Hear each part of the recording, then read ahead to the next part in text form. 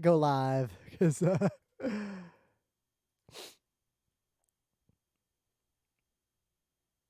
all right, we're live on the stream. Not starting the show yet, but we're running a tiny bit late because an 1846 game went a little long. A whole extra set because someone forced the extra set. I did the double train drop, double company. It get cascaded through the bag, bounced off of Chris, and hit you. It was mostly mitigated, but perhaps not mitigated barely enough. We'll see.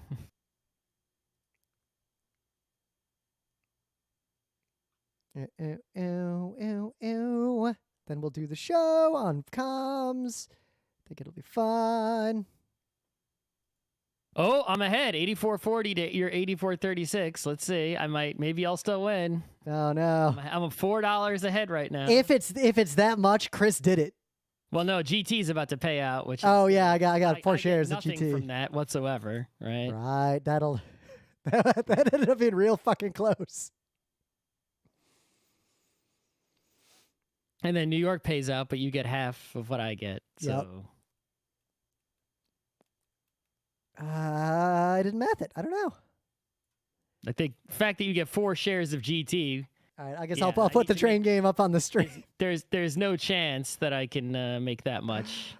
I'll put the end of the train game up on the stream. Yep, you won by. I win by a tiny amount. Oh, nothing I could do. It was already. That was real close. You and everyone's in spitting distance. I did what I was able to do. It was funny mostly because you and multiple people, when we were explaining the train game to the noobs, kept talking about how, you never really see a dump in like a serious game of 1846 because like there's no situation where that would happen. Feels good. I haven't played a train game in a while. Also, I think that might be the most fucked up 1846 map we have ever collectively made. Look at those tracks. It's a Picasso. No, it's a Zitasso. All right, guess we can start the show. I'm going to hit record right now. I have hit record. All right.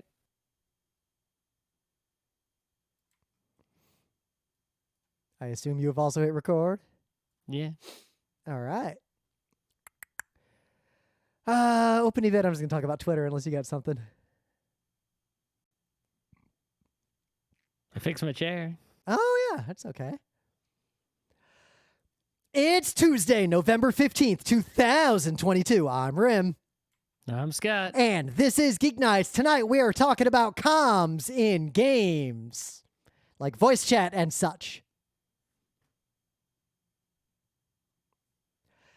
So, like, I predicted when, the bad guy bought Twitter that it was going to be a faster decline than most people expected, but not like an instant, like straight down decline. I thought it would be instant. Yeah. I thought it would be like cool people all leave. The platform's effectively dead, but like a lot of people still use it, and it's kind of still going for a while until it eventually goes bankrupt or gets bought or something. It's still going for a while. It is for now, but I did not expect there to already be things that stopped working this quickly. My prediction. You know what it takes to run one of these fucking things? Oh, yeah, I do. My literal job is like that scale of enterprise technology. And basically, for those of you who aren't technologists, what my guess as to what happened here is that dipshit laid off so many people that the company can't do what you may have heard this term, KTLO, or keep the lights on work. That is the work that engineers and support people do to keep things that you've already built as a company just running. You're not doing anything new. You're not making anything better. You're just making sure that what you've already got continues to function. And typically in a large company, that is the work that nobody wants to do. It's not interesting. It's often seen as a cost center. People who are bad business people really like to cut that first, not understanding the consequences of it. And they basically, I think Twitter fired literally everyone who does the KTLO for the entire company. So My advice to you then is if you rely on Twitter for anything important, like single sign-on to some other service, get off of that real quick because I don't know how long Twitter is going to even stay up at this point. So, yeah, we'll see how that goes. It's a fascinating trash fire to watch. I have 100% abandoned Twitter. Like, I'm not even looking at it anymore. That's, things come and go, right? Yep. That's how I've been through this episode on this podcast already. Yep, I've been through this many times in my life, so I haven't even looked at Twitter in a while. I'm not going to go through it again ever. I'm going to set up something that is, as long as HTTP is still a thing, that's the only thing I'm going to depend on still being the thing, right? Yep. So I'll make some system whereby as long as there are web pages, I'm good with that system forever, and if other platforms come and go, I'm still good. Yep, that's why I got a domain, just rim.social, that I'll use for whatever, and I threw up domains. I threw up a crapo microblog that I'm just using to replace how I used to shitpost to Twitter and try to syndicate everywhere as a test. I'm just going to go fast and loose and try all this, but so far it's working out. I don't actually miss the kinds of replies I would get on Twitter as much as I expected because all the people who are replying to my syndicated tweets, not that many of them are left. Most of the people who normally would reply to my tweets have also quit Twitter, so I'm not missing anything. Anyway. Missing anything before. Yeah, I had some good conversations in the replies in Twitter. I guess you fixed your chair? Yeah, the replacement armrest came. It doesn't go back and forth. I was like, well, you know what? The one on the left side of the chair is still working. I'll just leave that one there. I could replace them both, but it doesn't matter if they don't match. I thought, I guess that doesn't matter. But then as I said that, I unconsciously slid my right armrest. I angled it out to the right a little bit, and then I angled my left one in a little bit. And I realized I actually changed the angles on these pretty much constantly during the day. The angle doesn't move that much. It's very small amount. Just because I tend to sit weird. The Aeron one moves a lot more than this one does. Okay, I don't remember exactly how much yours moves because the Aeron one will go Not much. 30, 40 degrees in either direction. Yeah, it doesn't move as much. It does not, but even so, it's like, even if I made both of them non-moving, it's like, whatever. Yeah. I'll just have a backup left armrest now and get the left one never breaks. So you got any news? Yeah, so there's this game that just came out. I don't know if it was announced a while ago and just nobody noticed, but as far as, we're concerned, it came out of nowhere. And it was released today. I'm pretty sure it's really released today. It's not like some kind of what's it called, early access or anything, right? I just want to check on that. Yeah. Correct. What's the hell's? Oh yeah, Pentiment is the name of the game, and it's out. It's from, Obsidian Entertainment and published by Xbox, right? What else has Obsidian Entertainment made? Sea of Thieves, I guess. I've actually heard a lot of good things about Sea of Thieves. Right. Did I click on the wrong thing? Hold on. Announces what? All right. I guess it's if you click on Obsidian Entertainment on Steam, it doesn't take you to a list of Obsidian Entertainment games. It takes you a list of Xbox Game Studios games. So I have to Google now for Obsidian Entertainment to see what they actually make specifically, right? Let's see.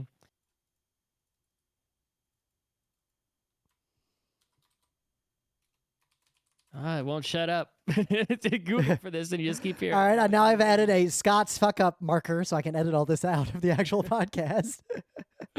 Let's see. What games do they actually make here? They got Outer Worlds 2, Avowed, Grounded, some Pathfinder adventure game, South Park Stick of Truth game. All right. But anyway, yeah, this new Pentiment game that came out that suddenly everyone sees and is like, holy shit, what is this? It's a game where it's basically an adventure game, but there's a little bit of murder mystery going on. There's a little bit of puzzle going on, right? There's a little bit of choose your own adventure, a little bit of visual novel going on. So what's funny is my first instinct, because I'm about to geek bite Disco Elysium now that I've played a bunch of it, and I thought, wow, actually, parts of this look a lot like Disco Elysium, and people in the YouTube comments on this trailer are all saying the same thing.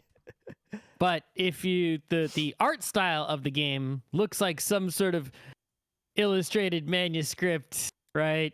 I like it.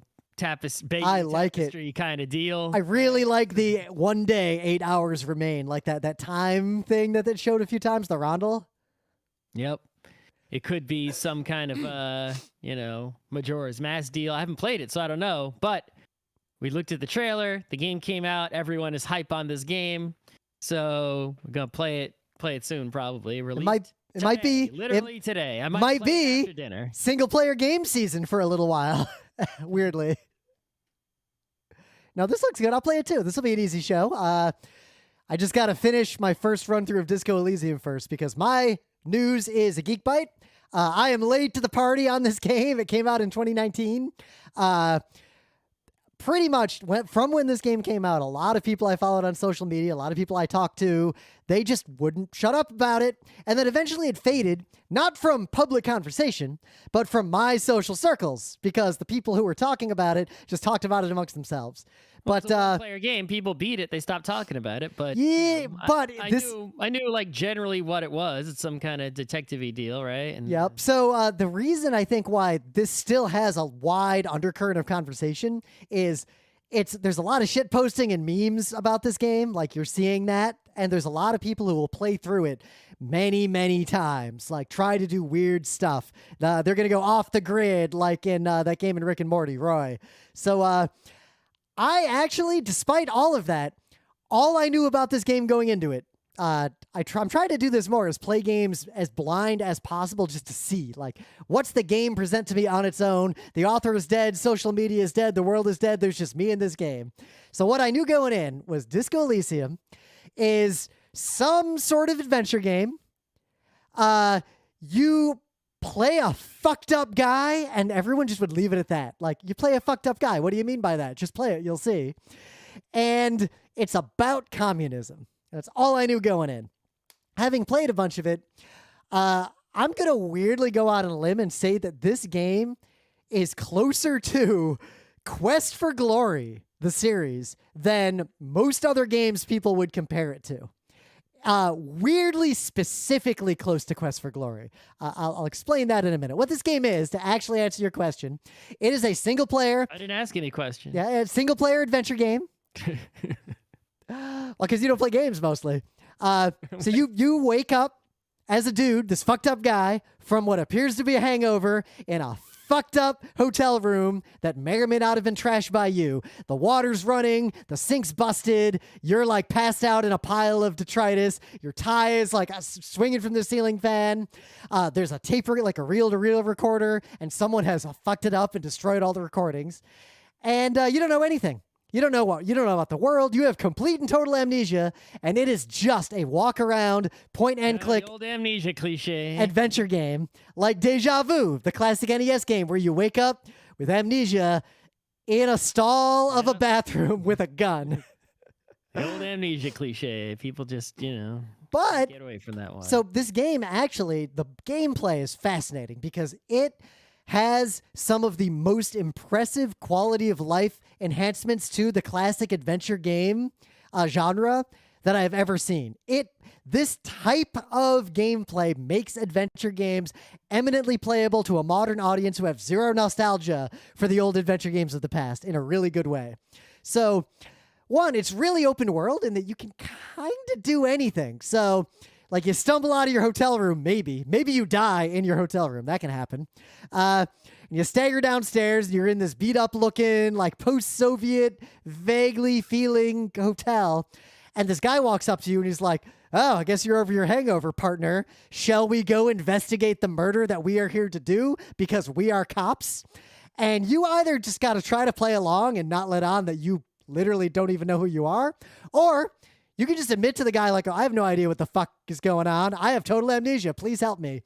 And the freedom the game gives you in terms of how you react to characters, what you say to them, how you approach puzzles is so wide that it is actually approaching open world.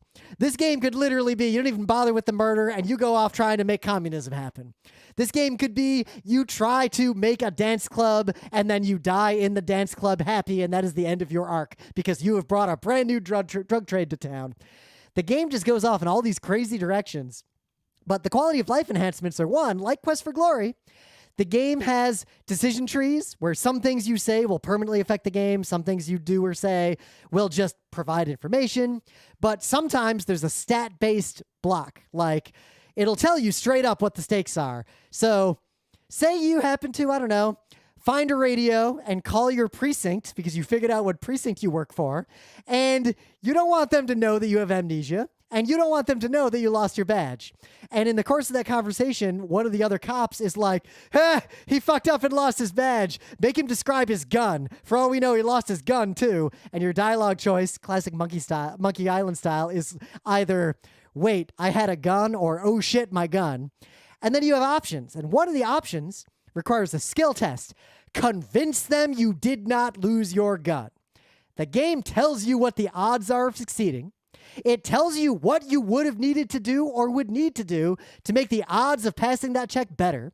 It even tells you, could you attempt this again in the future if you fail? Or is this a line in the sand? The story is going to be radically different whether or not you succeed or fail right now. Like, it tells you all of the stakes up front. Directly. Is it one of those ones where you play, you die, and then you start over again until... Actually, no. This game is more like you play, you fuck up, and those fuck-ups actually make the game more interesting. Like, being really good at the game... But it ends and then you start over? No, you pretty much play the game all the way until you solve the story. You're really only... like, you'll die occasionally, sometimes because it's funny, but... Some way you come back to life? No, you just start over, but you save your game so it doesn't matter. Oh, save game and not from the beginning. Yeah, you can just save your game. Infinite, you can make 1 million save files, try things, save scum if you want to. The game does not care. The game is not a die, you learn something. All the choices that don't have the warning of like, this is going to change the world warning are just sort of like flavor side quest things. Well, the big choice things are the ones that are actually like the choose your own adventure linchpin points that take you to the different endings. That is the primary mechanism of the game. I'm not sure if there are multiple endings. I haven't even beaten the game yet. There are multiple ends, but there is one overarching story that's happening. Yeah, it's, But there's always one ending that's like the big, the real one, right? Every game does that. But it's more about how does everyone in the world end up by the end? And the decisions you make are very subtle sometimes because while big decisions that'll affect big plot have this strict gatekeeping and it's very upfront about it, little minor things might matter too. Like there's an example, there's one character you're talking to and you're doing something for them, but they might be evil and working for the evil megacorp. So once you do something for them, in the dialogue, you might reveal just in the course of the actual text of what you're saying to this person, some information. And if you happen to reveal that information to this character, they don't react to it, to you, but they go off and do big stuff that will completely fuck up the world and completely change things. And the only indication you would have is a secondary system. The game has a help system built in, but the help system is part of the game.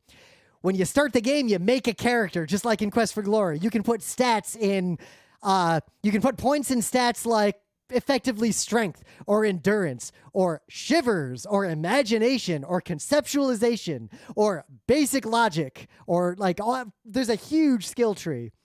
And those skills do a variety of things, but the coolest thing they do is say you have a high stat in, I don't know, shivers. When you're at a point in the game where a cop who has amnesia might like get a shiver or like get a bad feeling about something that would matter, the game will pop up and be like, ooh, you got a shiver. If you tell this person this thing right now, bad things will happen. Let's say you leveled up another stat unrelatedly.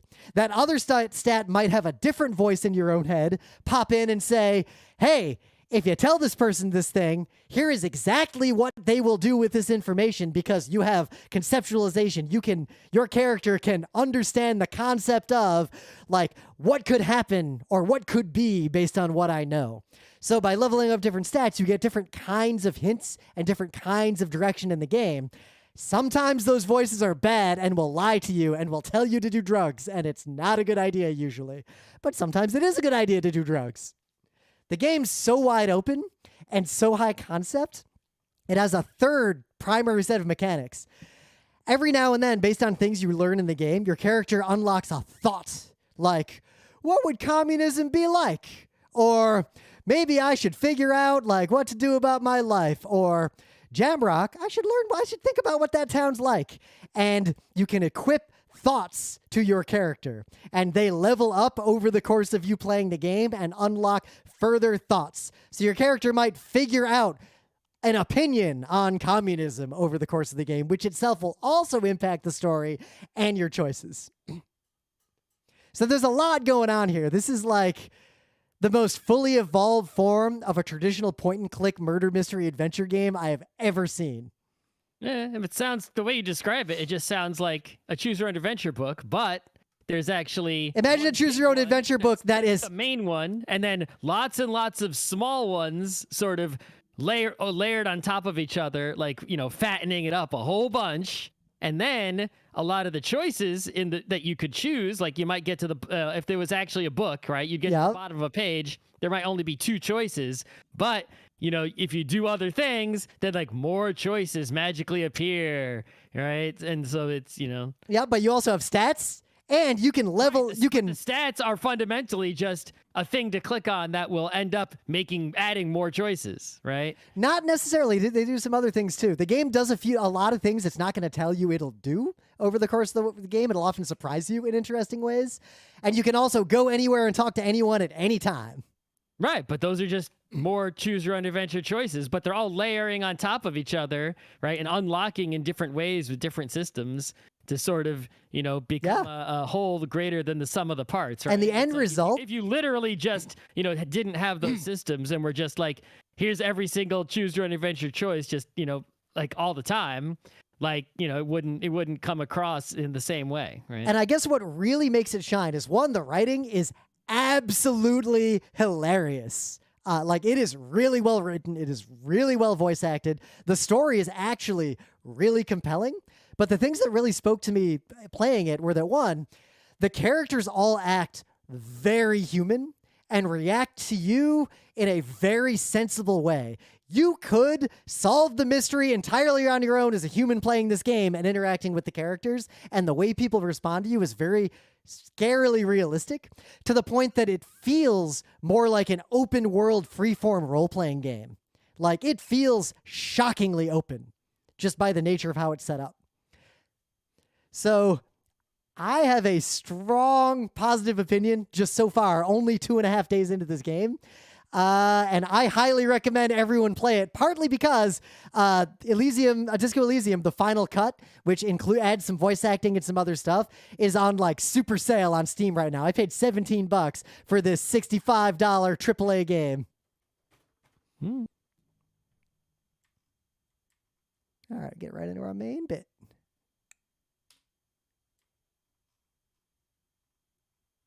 Do do do do do do do do. Stick a little marker there.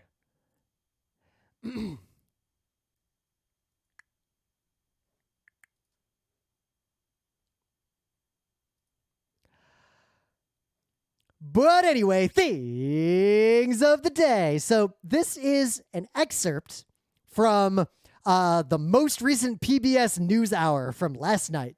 And it is actually a really good segment that I think everyone should watch. It's talking about the New Deal, the original, the FDR New Deal, the New Deal that probably saved America, the kind of thing America would need to do again to save itself. But what it's covering is, one, the fact that very few Americans realize how impactful the New Deal was. Like, there's a lot of reasons why. There's a lot of propaganda. A lot of people don't talk about it. A lot of this history is sort of obscured.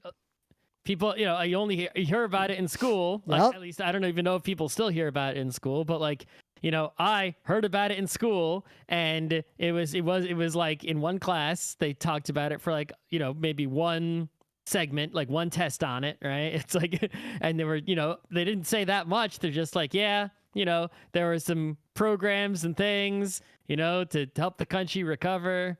And then, Yep. that was that. It's like, So and they're like, that's why we have Social Security. It's like a holdover from those days. That's why it's still here. so one, I would urge all of you to. That's all they say. And I think most people, who don't pay attention in school don't remember that at all. Yep. And even if you do pay attention in school, unless you look into it more, that's all you're going to know. Yep.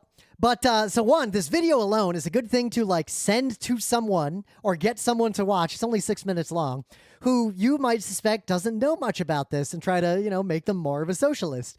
But the project it's talking about is actually even cooler.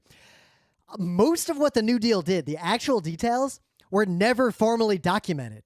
The New Deal was extremely federated, and that's something a lot of people don't understand. The federal government didn't, like, Soviet style, micromanage all the way down, like build this like that, put this here, build a refinery there. They really left it to a giant hierarchy of increasingly local administrators, to the point that down at the bottom, individual towns, individual counties, they would take the money and the direction they got from the feds up at the top, and they would do things that made sense for their local area. And a lot of that was very effective. But none of those people kept good records. You expect like some bumblefuck town in Tennessee in the 30s and 40s to keep records of anything that we still have today. So this project is a long attempt to create a digital database of all the infrastructure and things in detail that the New Deal actually built everywhere in America. And even what they've collected so far is staggering in scale compared to what even people who know about the New Deal actually think. Yeah, I mean, you'll walk around a town maybe, especially if you're walking near like some historic, kind of thing, right? Yep. And occasionally you'll see a plaque here and there, and it's like, this is a WPA project, this thing you're looking at here, right? But Yep. it's like, how much stuff was a WPA project that doesn't fucking say it, that doesn't have a plaque because it wasn't fancy? A lot. Yep. I mean, a lot of random high schools. Half the shit we've got. I don't know. A lot of city halls in small towns. A lot of staircases that like connect to a trail that you haven't thought about. Some roads. A lot of bridges. Yep. Way more than people expect. Yep. So what do you got? Oh, so... we've been talking for a few years now, right? About, computers playing against people at games, especially games like chess and Go. It's like, this topic's going to be around a while, right? Someone did something that was, theoretically was like in the back of everyone's mind, right? As like a possibility. But no, they went ahead and did it and published a paper on it. And the title of the paper is Adversarial Policies Beat Professional Level Go AIs, right? So what did they do? So you had a professional level Go AI, a computer that can play the game of Go better than any person, even the best Go players on Earth that would beat me immediately. They can't beat this thing, right? I can't beat this thing. No person can beat this thing, right? But the way that these things are set up, these computers work, is they're not brute forcing all of Go because that's computationally impossible without, using the entire universe as a computer. So they, use machine learning, right? They have a database, where they've created a neural network based on Go games that have already been played out, right? However, this means that they're ready to handle Go games that, that are like or close enough to the ones that they've already seen in their massive, massive collection of Go games, which is a database, the data source for that is Go games that people have actually played. Right? So it's everyone's thinking in the back of their mind, like, well, what if I come at this computer and I just play like all fucked up and stupid with all kinds of moves that make no sense that no one's ever done and have board states that, it's never seen that don't line up with, the network that's been trained. Yep. Right? It was trained on this data set of games. I'll just play moves that are going to be outside of that data set, right? That it's never seen anything like this in its training, right? Now, if you play against a human and you were like one of the best human Go player on Earth, and I did something way outside that made no sense, they would just play according to what made sense and destroy me, right? Yep. It's like, if you go play baseball and try to be like, you know what, I'm gonna bunt. Just, You know what? I'm gonna bunt and run for home. Like, yeah, sure, you could go for it. It's like, yeah, guess what? Against professional baseball players, that's not gonna work. You're just gonna get out. Basketball, half-court shots only. Right. You miss the ball and lose, right? But basically, against a Go AI that's been made on these machine learning frameworks, or perhaps even a chess one that was made the same way, if you can play these moves outside of its training data set, it basically, it doesn't know what the fuck to do, and it does bad moves. Yep.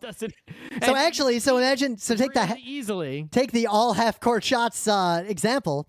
Imagine if you had a bunch of robots with AIs playing basketball, and they broke because their logic basically assumed you immediately come into the offensive zone. Like, you cross over. It's like their defense is set up to assume that you're going to play a normal offense. If you just make all half-court shots, they won't even try to defend you because they've never seen that happen. So imagine they get confused and they're just standing by the net, and you just win. Right. They're defending the three-point line. They're defending, the paint. And it's like, you're just taking half-court shots. You can take your sweet-ass time, line them up carefully, right? And maybe dunk enough of them in there. It's like that, as long as... And so that's basically what they did. And in this paper, it's like they actually took that theoretical, hypothetical situation, and they did it. And it worked, greater than 99% of the time. They beat this one particular Go AI. Like, it well, key without search. If they gave the AI significant search capacities, like they put a bunch of resources at it, it dropped down to 50%. Yeah, right. But which is still way better than humans do against AIs traditionally, which is 0%. Yes. But it's still fascinating that something that was like one of those, in theory kind of deals, it's like, nope, it actually does have this weakness. Here it is. We did exploit the weakness. The weak spot is here. Here it is. It's a 50 to 99% effective weak spot right here. Yep. For real. And this actually leads into this is actually the meta plot of Westworld. If you watch the show, like, once they get out of the place and get into the real world, this is the plot. But 2, this is actually a topic that is part of my professional life. The future I see, this is my professional opinion, especially for operations, for serious jobs involving serious things, is augmented AI. Humans augmenting their decisions with AI, but humans are still inputting into the equation. Because what this shows is one example of how AIs are objectively better at a lot of things, but humans are still better at, with very low resource expenditure, having a very high success rate at discarding objectively stupid ideas. That is something computers cannot do well, and that is something that human brains are uniquely capable of doing. Mm-hmm. So the most powerful thing in the world would be a professional Go player who has access to a professional Go API. That is unbeatable by anything. What if you had 2 professional Go players who both have access to an AI to help them play? Yep. I think would it just be the same result as AI versus AI? I think it would, but either one of them would be able to beat any unassisted AI. Yes, is my guess. Because they would start out by doing something wild. Yeah, they'd know their AI right. And of course, those ideas sort of break down in these toy problems, because the kinds of problems this approach is actually aimed at are messy things that could never be solved by computers. Like, imagine someone running the logistics operations for a giant container shipping company. AI plus human is going to do better at that than AI or human, probably for as long as humans exist. Yeah, for real world applications, I think, it's like it seems like we're going to have some human there at some point to basically, whose job it is to take these cases where, I could see that being the thing, right? It's like we already have like self-driving car, but there's a person there when the car is messed up who then has to take over, right? Yep. It's like, so I could see that being the way the world works, is like, there's some machine that runs a factory and someone sits there and their job is to watch it. But if it ever messes up, then the person has to be ready to push a button and type in an instruction. Yep. And also think about one of the big problems we face as a society is that technology is used very rarely with any ethical compass or moral compass. For all the reasons we talk about a lot, we don't need to get into that. But AIs by themselves might do things that are counter to the mission. and AI can't understand the true full intent of what we want to use it for. It only understands what we tell it to do. So if we build increasingly complex AI-driven, machine learning-driven systems that control broad aspects of society, in a better functioning society, one of the jobs humans will have is tuning that AI. Not just dealing with it when it fails, not just sitting there with the stop button, but like tuning it and guiding it. And I think they're constantly improving it, teaching it these bad scenarios so it knows what to do in them. But I also think there are humans who will sort of step beyond that, and they will serve. Their job will be to ensure that the AIs are achieving the human intent and not their own purposes or nefarious late capitalist purposes. The problem is, for the foreseeable future, the humans hired to do that work are hired by the late capitalist people. As we saw with Twitter, humans who do the right thing in these situations tend to just get fired. So we're not there yet, but that is a future job. Human ethics AI officer. In the meta moment, the GeekNights Book Club book, Alif the Unseen. I'm going to start reading it probably this weekend. Or I propose to you, do we both agree that we just read The World We Make first, get it out of the way, because I kind of want to read that real quick? I don't know. We'll see what's doing. Who knows? All right, we'll do the usual thing. Whichever one of us... You don't got to do what I do. Just do whatever you're going to do. Yeah, I'm just saying, I'm going to start reading Alif the Unseen the moment you tell me that you have started reading Alif the Unseen. You're just going to follow me? Because if you don't, I'm going to... one page already. Fuck. All right, I'm going to start reading it. Unless you're lying. No, I read like one page. Okay, I'm going to start reading it then. Literally one page. I downloaded it like a while ago before I even chose it as the book club book. I read one page and then I put it aside. Not because it was bad, but because it wasn't reading time. I was just like checking it out. Yep. We will be live on Sunday at PAX Unplugged. Maybe just me, most likely the two of us. It's an easy day trip, and I do have a devil device I can use to transport us there. It only costs society a small amount, but it'll be convenient for us. We can take the car. But why is this game taking 4 hours is our panel at PAX Unplugged on Sunday. I realize I haven't made a post about it yet because I gave up on most of my posts while I was sorting out my fucking microblog, so I got to set all that up. I will make the post tonight. Otherwise, stay tuned for what we do in the future. Follow us on non-Twitter places. Do not assume that Twitter will stick around. I am microblogging. There is a Mastodon you can follow me on, though I do not see anything that someone replies to it. It is purely a feed of things I post in various places. It's not like a social thing I'm going to use, but if you want to subscribe to me there, go for it. The Geek Nights forum is rocking. Geek Nights Discord, rocking. If you know me, send me a friend request on Discord. With all your friends, make sure the people you know online, you have multiple ways to contact them because no platform will last forever. What else we got? Any other meta bits?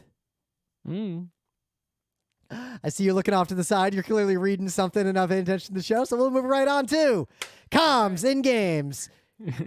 This is your idea. Yeah. So a long time ago, I basically always had voice chat because from the era of, we'll talk about video games first because there's a whole other world of other types of communication, but in competitive versus or even cooperative video games that you could play against people, for most of video game history, this wasn't a concern because you could only really play games with other people in the same room at the same time. So comms was, you're yelling at each other in the same room. You're playing, I don't know, GoldenEye, and you're either in the room or you aren't. If you're not in the room, you're not playing. So that was that.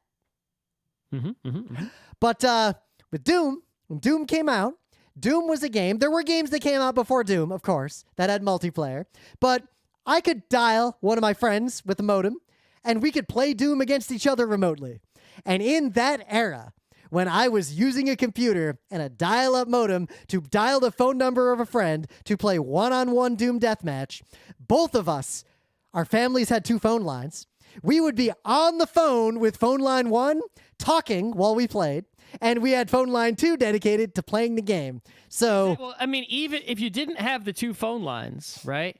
How could you arrange the dial on the second phone line, right? It's like if you only had the one phone line each, what would you do? Like at school, tell each other, all right, at exactly 5 p.m., sync your watches. You open up your modem and I'll dial, and here's the number, and we'll hope it works. And then if it doesn't work, it's like, how do you coordinate? You start trying to call them on the phone, but they're trying to modem. Yep. Pick up the phone. It's like, there was no way to arrange that sort of multiplayer video gaming unless you had two lines where on one line you're talking to each other and on the second line you're doing the dial-up biz, or unless you had some other mechanism like, I don't know, fucking some of us cell phone or cell phone. I'm talking this was before. You live next door to each other and you have walkie-talkies, and I used walkie-talkies to do this actually, because they would reach a couple blocks. We had big CB radios, so we would use CB radio to coordinate online gaming and even do online voice sometimes, like while we're playing a game.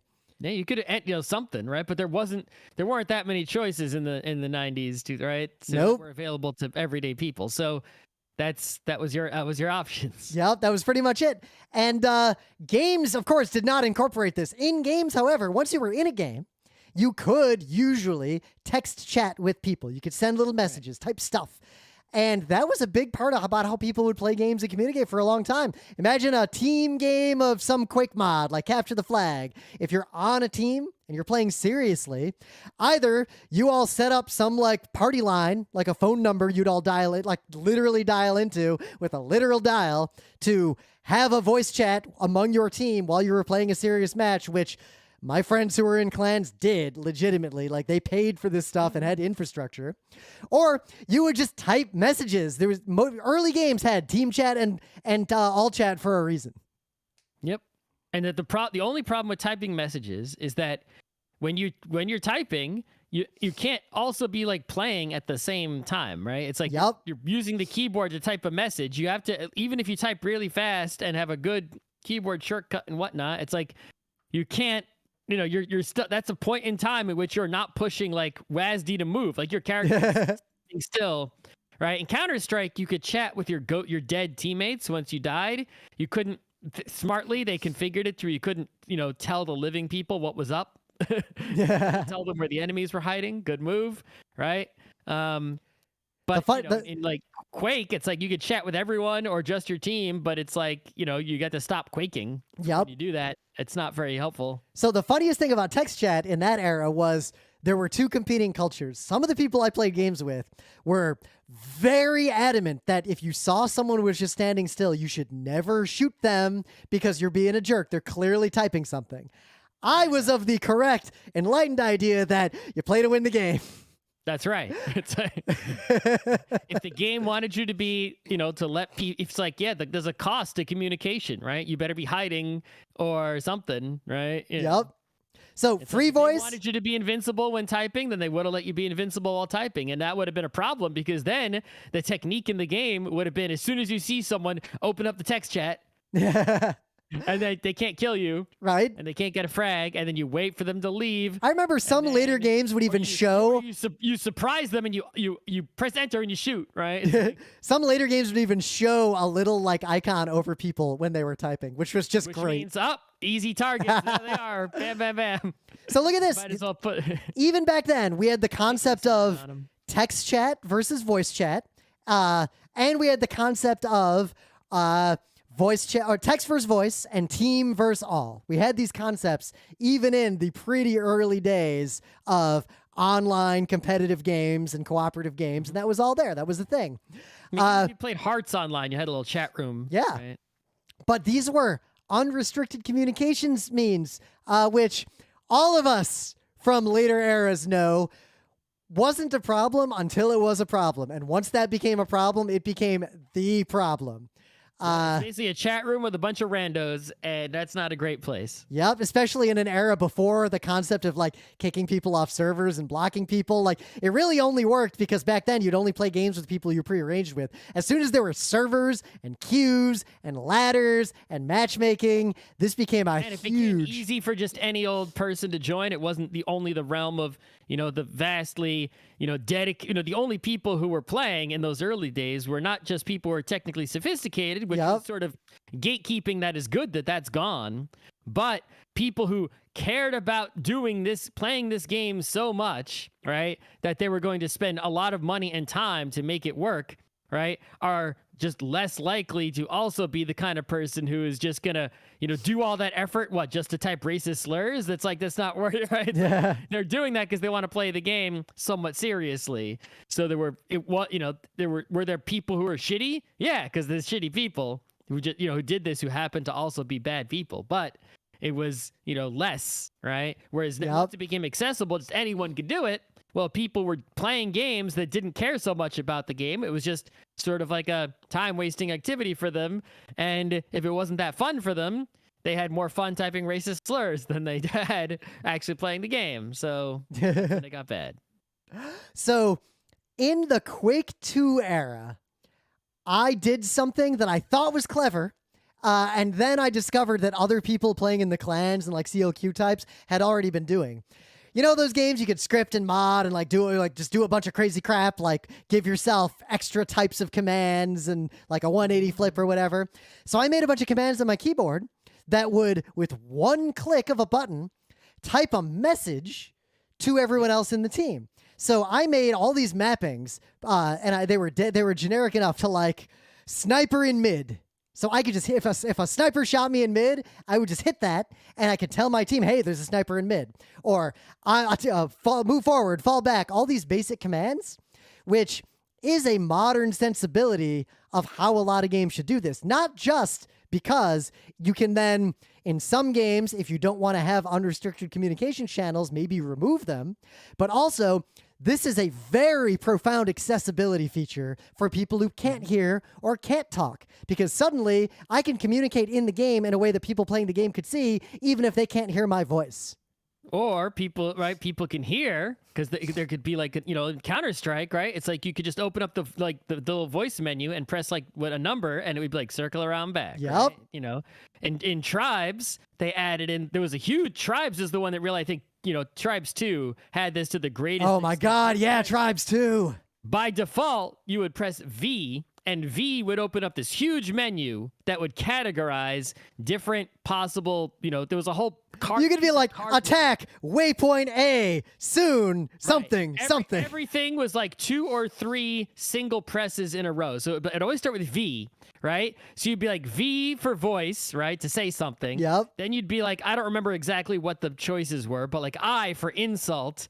And then like, I don't know, Shazbot was like one of the things you could say that was like basically like, damn, right? So you'd be like V something S. It'd be like, and you're A, say the word out loud, Shazbot, right? Everyone would hear that your character's voice actor is saying the word Shazbot, and the word Shazbot would appear in the chat next to your name.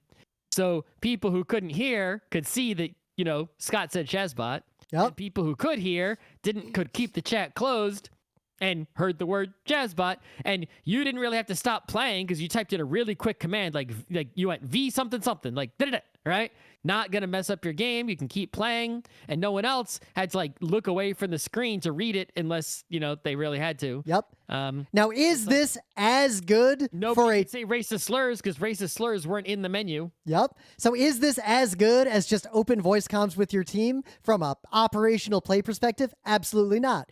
Is it a good, valuable feature to exist alongside that, or even in exclusion of it if the game has a problem with this? Right. Absolutely. I mean, for public play, right? The protection, by making that the only communication mechanism, which is like what Hearthstone did, where you can only say like 6 things or whatever, right? It provides a great protection against abuse and harassment.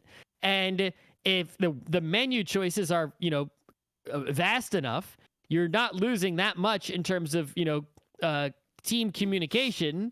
But if you're doing a serious competitive game, right, like a real esports championship, then it's like, yeah, you need to actually just be able to fully talk with people. That's not going to cut it, but that's not most cases. So what's the big deal? Yep. Now it's interesting because this leads to a situation that I've seen in Overwatch where I prefer to play with people who have voice on. Like, it's just easier to communicate. It's easier to coordinate. Like, whatever, that's fine. I only play competitive anyway. But if you join a game with randos as opposed to coming in with a team, There might be a few people on your team who, for whatever reason, just don't join voice. Maybe they join and listen, even if they don't talk. Maybe they don't join at all. Maybe they have good reasons, right? Maybe they can't talk. Maybe they have a voice that is not that has an accent or a tone or a pitch that would result in them receiving harassment, and they don't want to expose some information about themselves that would be garnered, garnished or whatever, that through their just hearing their voice. Or even maybe some technological capabilities or sophistication to set it up. Maybe there is sounds in their house around them they don't want anyone hearing. Maybe Emily is working on a project and I can't be super loud next to her playing this one match, so I got to be quiet. There are tons and tons of valid reasons for someone to not use the voice chat. But while they're playing a game, there is a fairly well documented phenomenon. I'm not saying this is just data to internalize.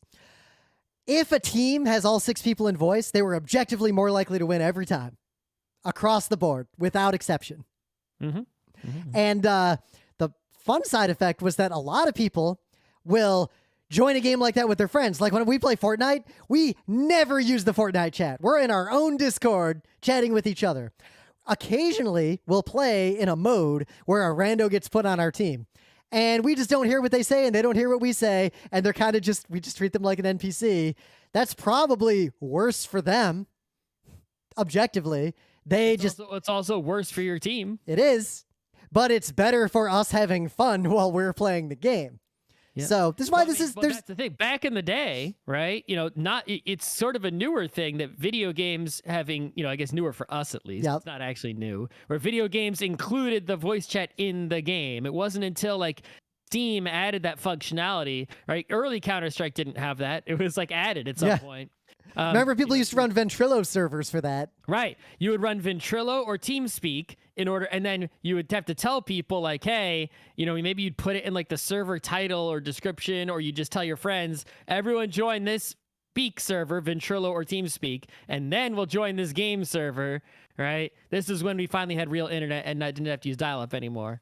And then it would be basically the same as using Discord nowadays. Yeah. Do your voice chat separately from the in-game voice chat. And even though that's not as much of a thing anymore, it's still a thing. In fact, if you want to do voice chat for any online game on Nintendo Switch, the way that works is you have to open up the Nintendo Switch Online app on your phone, right, or other mobile device, and then do the voice chat in that app. And you'll be able to talk to the other people in the same game as you, like if you're playing someone in like, I don't know, fucking Mario Tennis or Mario Kart or something, right? But you can't do it just with the Switch alone. They don't support that. You can't like plug a microphone into the Switch and just talk. They don't do that. You have to go to the Switch Online app separately as if it was TeamSpeak or Ventrilo. It's awful. Nintendo, like everyone understands why Nintendo does it the way they do it, but Nintendo is like above and beyond on the protections to the point that I don't think I've ever used a Nintendo communications mechanism on purpose since DictoChat. I think that's literally it. So modern games, like contemporary current games, Overwatch does this. Other games do this too. They do something even cooler. The environmental ambient sounds will also have visual triggers now. So you have an accessibility thing where even if you won't hear something, you might see it, and vice versa. But 2, the characters themselves will call things out that you as a player saw. Like if it has obviously heuristics for this. So here's an example. Say I'm playing Overwatch. I'm the tank. I'm D.Va. I fly forward ahead of the team to the point, and I get hit by a sniper. Like, I don't die because I'm a tank, but like there's a sniper to the right, and they hit me. My character will on her own say in a way that my teammates can hear, there's a sniper by the point. So I don't even have to say it. They basically put certain situations that will trigger the automated voice menu from Try. Yes. And but you don't have to actually type it in yourself. But the beauty of this is that starts to reduce the advantage a team where all 6 people are in voice actively using it over a team where 1 or more people aren't in voice for whatever reason. I think it also helps if you are playing on a team where some of the members of your team are bots. Yep. Can't talk and communicate. Well, now they have some sort of automatic communication. Exactly. And I think we're going to see continued evolution in this space. I don't have any like prescriptive, this is what games should do. Every game's different. Every game designer has to make their own decisions. But I do personally like being in voice with the people I'm playing games with, generally, pretty much across the board. But that's also a privilege in that I can just quit a game if someone's being a jerk. I'm not that invested. The ideal scenario, right, which is I think been done a few times, but has not really been like fully done, is where the in-game communication that is happening is actually like mirrored, like in the canon of the game's world. Right? So like maybe there's an MMO, and if you just talk, only the people who are like standing close enough to you can hear you. Bunch of games do that. Yeah, but then there's not like a bunch that do it like super, super well, and it's like, this huge thing, right? Or, a game like that, but maybe you also have like there's a radio in the game and you actually dial frequencies on it and talk to people, right? It's been tried a few times, right? Snake. It's not like, it's like that sort of thing where it's like, the in-game voice chat is actually an item or an ability in the game. Like it's a real thing that works in some sort of real way. You can't just pop up a chat box and type whatever the heck you want, right? Because that's not a thing you can do in real life. There are a lot of games. You could give players smartphones in the game, and then they could, if it was like a Pokemon MMO, all right, everyone could open up their Pokedex and type in someone's trainer ID and text them in the game in a way that makes sense in the world, right? I guess, I don't know, diegetic sound in a competitive game is a mixed bag. Really depends on exactly what this game's deal is. Yeah, I just said, this kind of thing has been experimented with and been done sometimes, but it's never been done like big time. Yeah. Yep. But maybe we can just stop there. I'm pretty hungry. We've done a full show. Are you doing any Thanksgiving viz? Yep, we're going to Chris's house. Which Chris's house? Emily